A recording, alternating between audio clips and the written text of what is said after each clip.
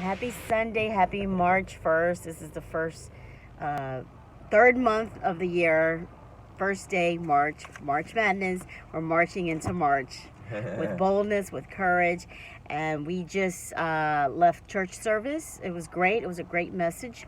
And so I would like to ask Lance Smith here, why is it important to go to church? Like, what significance? Like, why do you enjoy going to church?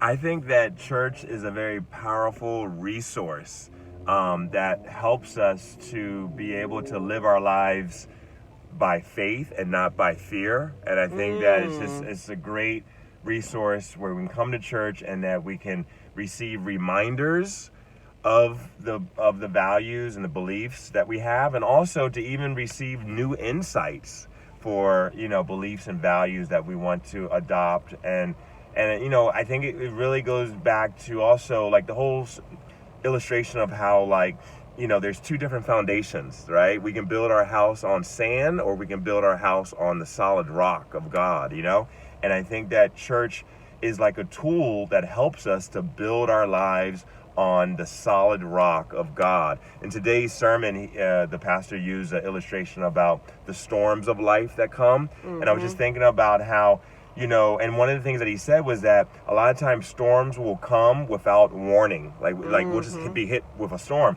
And so I think about that, and I think about how, that's even more confirmation of why it's important to build our lives on the solid rock of God, because we don't know what storms are going to come, and we don't know when we're going to get hit by a storm. So we need to be prepared with a strong foundation, so that when storms do come, we will be able to stand and not collapse when the storms come in our way. And I think also it's a lot to do with, viewing the storms as with a positive mindset, that, every adversity is our advantage to comfort and inspire others who are going through similar situations. And so, one of my favorite verses in the Bible is that verse about counting it all joy. And so I just feel that church really uplifts me and it helps me. It's kind of like the locker room time right before a big football game, or a basketball game, right? Good analogy. We're in the locker room. I heard it from Pastor Dale, actually. He made that analogy about the locker room, And so I feel like that, church is like that locker room. And as Rosa and I were just talking, and Rosa mentioned that, today is March 1st, a whole brand new month, brand new week, all that. And so it's like, hey, we're in the locker room getting ready to go out to the big game. And so church is a powerful resource that helps us to be prepared to live by faith and to be prepared to handle the storms that come into our lives. That's right.